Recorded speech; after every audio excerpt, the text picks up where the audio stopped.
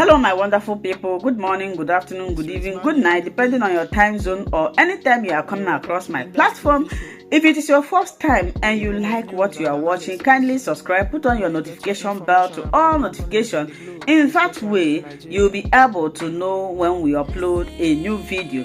Here in Linda's TV show, we react to all forms of videos and we'll sit down there to watch it together with you. And I want to appreciate YouTube for creating this wonderful platform. I put a disclaimer that here in Linda's TV show, we do not promote violence, we do not promote hate speech, we do not promote misleading information. We are here to inform and educate the members of the public about the happenings. And again, and now they are saying our PM is inciting. Let them know that Biafra is a nation. Our PM is defending Biafrans by the second. Our PM has noted that the way it is done before, where we Biafrans, we just sit, we watch, and these terrorists will come and kill us, kill our mothers, rape our women, kill our children, take away our boys and girls.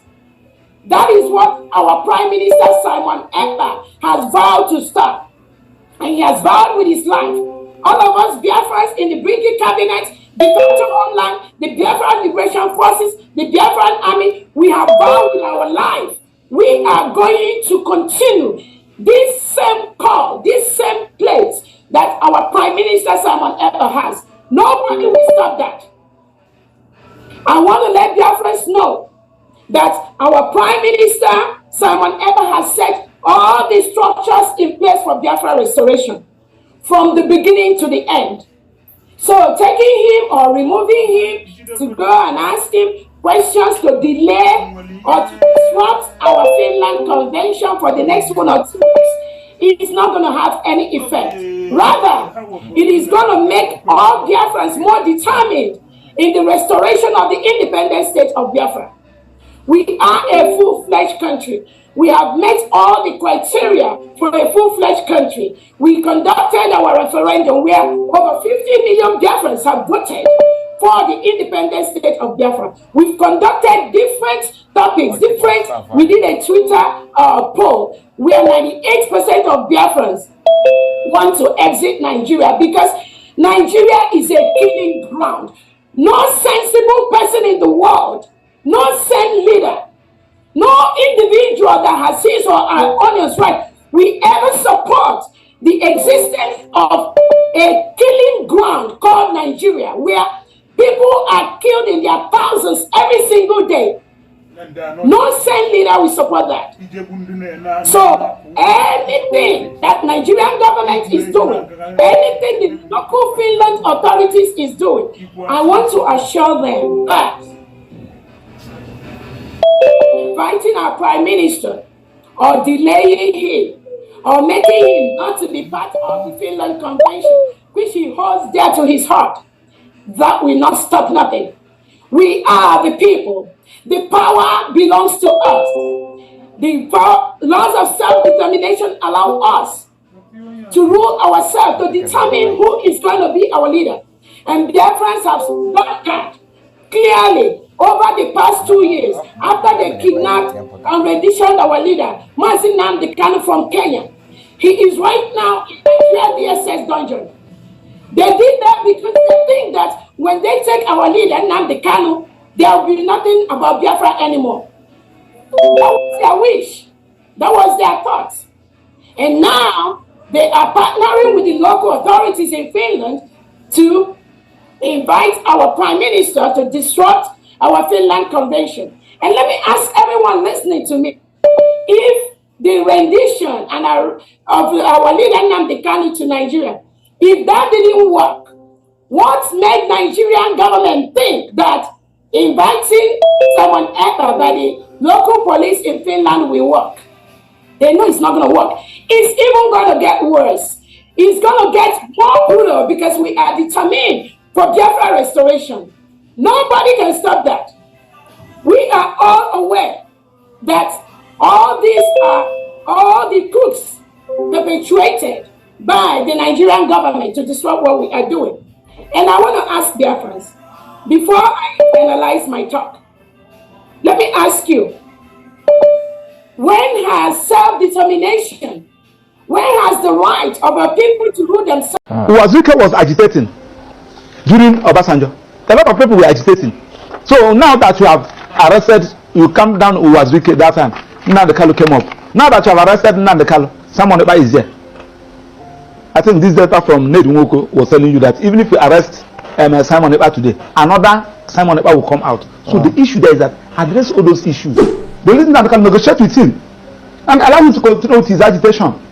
If he meets the criteria of being having his own Biafra, so be it. Don't tell us that this country is not negotiable. Is not negotiable. The unity of this country is not negotiable. It's negotiable for Christ's sake. Because if things are not working the way it's supposed to be, I told you the other day I came here. I said that somebody from China has a say in this country and has somebody from Southeast. Let's use what is going on now. The president is from where? Vice is from where? Speaker is from where? Senate president is from where? CJN is from where? Court of Appeal president is from where? National Industrial Court president is from where? Chief Judge of Federal High Court is from where? You are telling me that yes, now that you have removed Kennedy Hanele and they are now brought in Jan Kojuku, that the people of Southeast will jubilate. Are you talking to idiots? Look at the people that you are talking about. Check. Let me start with the source. In football, the people that have made Nigeria proud are the people of Southeast. In commerce, in aviation industry, name it. In academics, they are from people of Southeast. But when it comes to power, they are not qualified. I will tell you, Mr. President, from the first day you are inaugurated till as I'm talking to you, all your policies, administration is totally against the people that we are governed.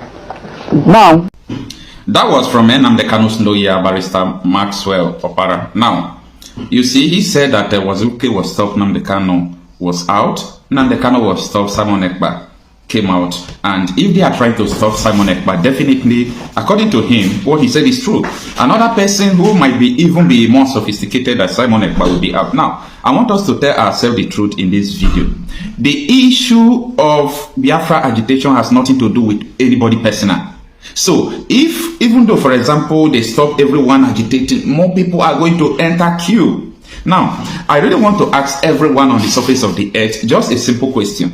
If you are a citizen of a country where your president, who is the incumbent president of your country, overseeing the terrorist attack going on and he's not doing anything, and your president told someone who came to the national television to say what the president did not deny by saying that if I fight insecurity, they are going to kill me. A president of a country that his primary responsibility is to fight insecurity is coming out to say that if I fight insecurity, they will kill me. Are you going to fold your hands and allow people to kill you? What you called me. He says, Hajia. I said, sir. He said, I respect your stance on not accepting the appointment. I said, yes, sir. Because I can't be a zombie. I just can't follow you because you said I should follow you.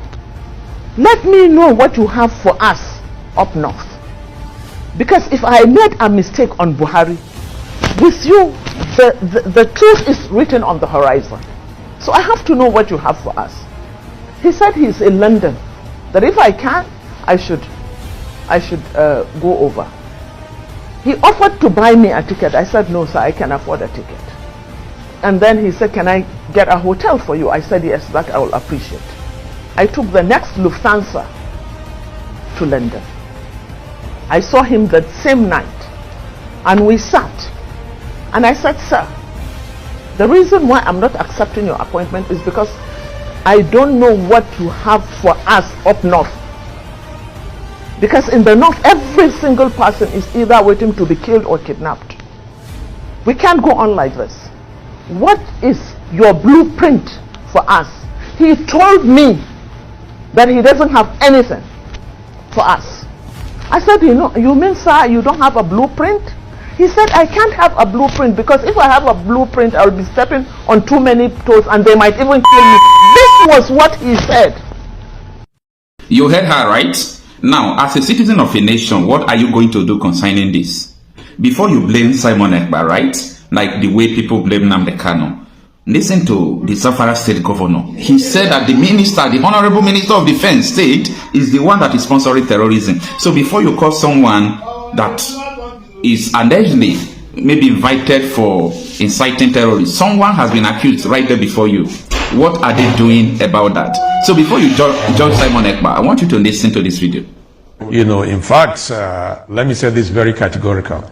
If I were him, I would resign and face all the allegations against me.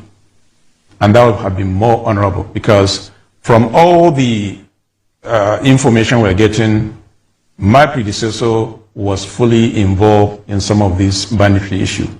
Typical is the fact that that was a permanent secretary when his children were abducted. And it was unfortunate that he had to pay ransom through the government house. And it was also very clear, based on all the allegations, that bandits were being kept at government house. You know, there are so many issues. So for me, honestly, if I were him, I'll step aside and face this allegation until I clear my name before I come back and continue my job. That should have been more honorable. And how can you imagine with all these allegations against him, and he's still the Minister of Defense? I mean, that is unfair. This man could have been honorable, stay aside, face all these allegations, clear his name, and then come back and continue to do whatever he wants to do.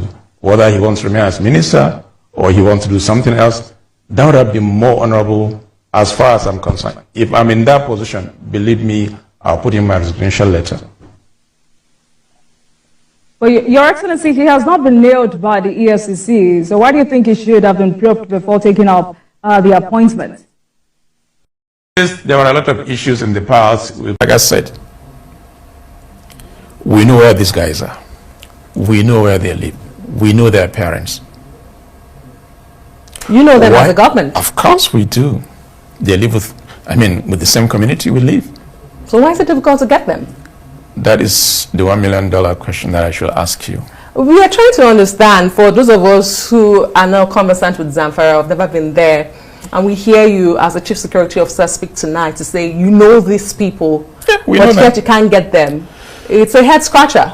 It is something that we are trying to all put our heads together. That is why, from what I can do as a governor, to have this CPG as a first line of defense. Of course, military are there, police are there, as well as civil defense, but they are not under my control. They are under the control of federal government. And they are. Yes, you heard him right. Before you judge people who are agitating for Biafra, I want you to remember that this thing did not start in a day. There are causes to these things. It's like when you come out in your house and you open you invite, maybe your children open your tap, and the tap is already flooding your parlor. What are you going to do? To start, trying to clean up the water, or for you to off the tap first? I think the first thing the federal government should do is to off the tap, which is to give these people what they are looking for. Because no matter what you do, you will continue to see people who are sophisticated in Biafra agitation. I'm just trying to be sincere, to say the truth about the reality on ground. And before you condemn Simon Ekpa, look at the main terrorists there, where they are challenging the Nigerian government and come and kill you and wipe away your community and do all sort of evil against you. Nobody should fold his or her hands. So I do not blame people who are agitating for Biafra, and I do not blame anybody who said he want to leave Nigeria. Even me, I want to leave. Even me, I am in support to any group because it is their right. Any group that says they don't want to belong to this country, I'm in support of them. I am saying it wholeheartedly, without any apology at all, because it is their fundamental human right. It is their right to say, I don't want to be killed by terrorists. I don't want to be under a government that don't care for her people. I don't want to be under a president that says if you fight insecurity, they will kill him. I don't want to be under a government that appoint Minister of Defense who has been accused of sponsoring terrorists and so on and so forth. So I want you to critically look at this issue and let me know what you think. Taraba is a mini state. It's a mini Nigeria composed of various ethnic groups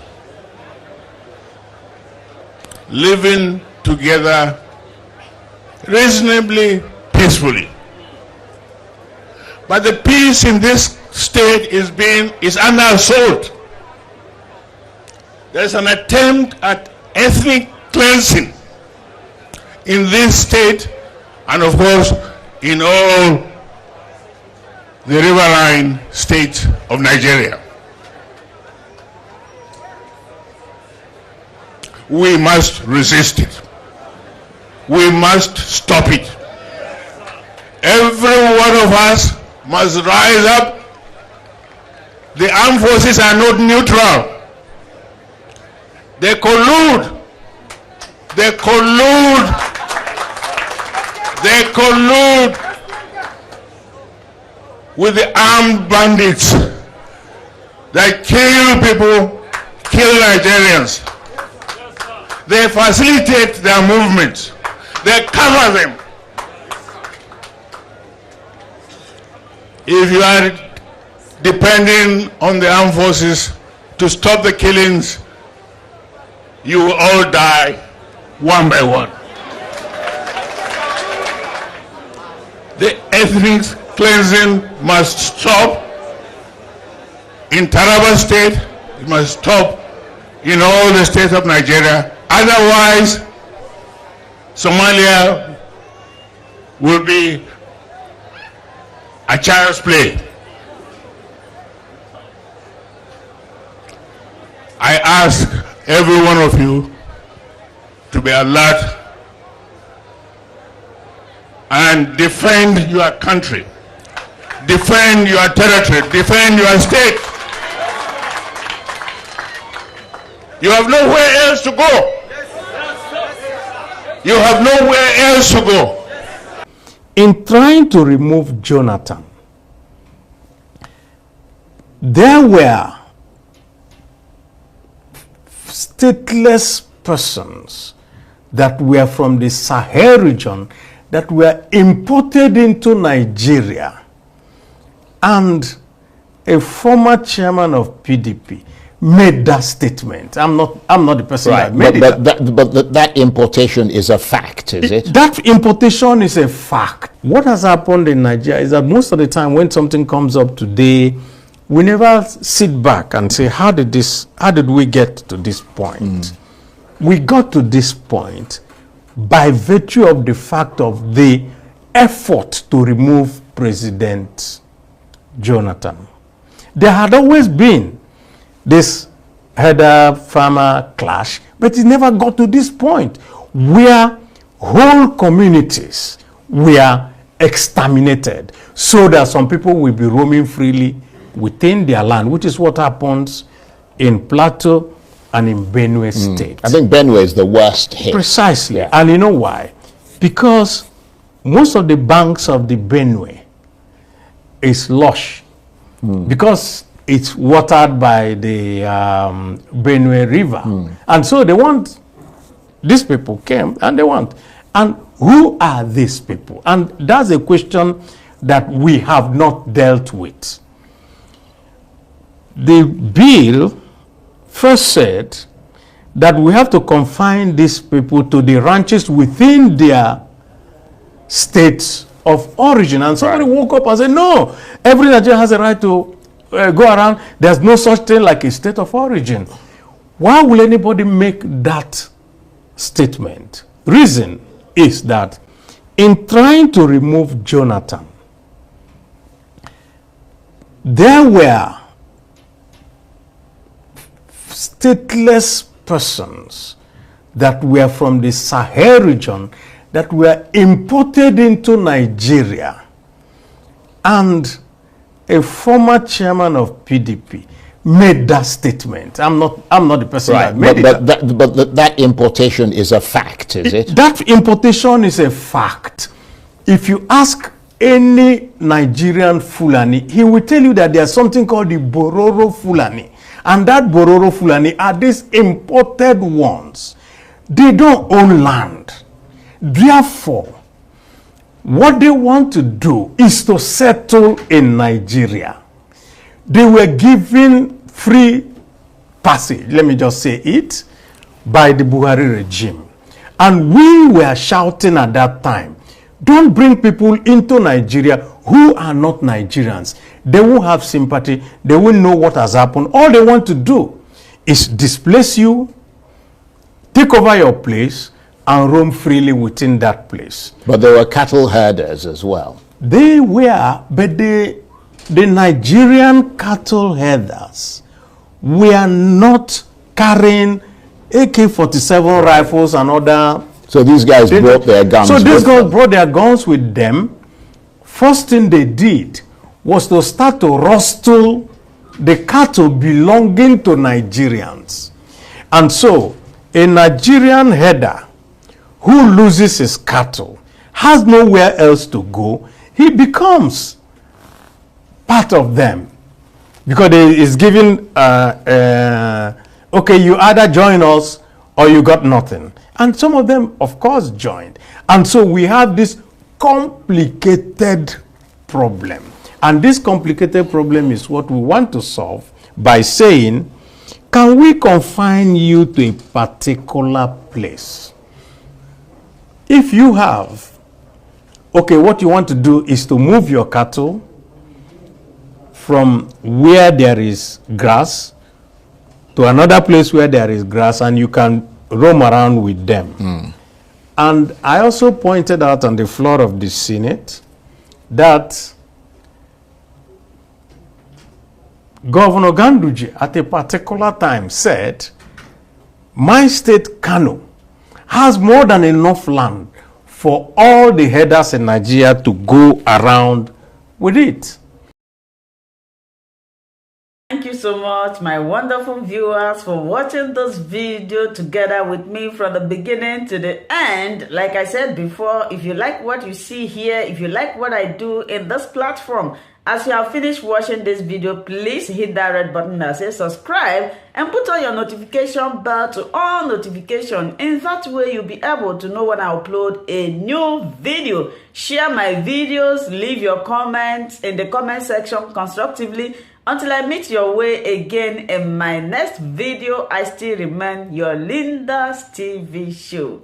Bye-bye.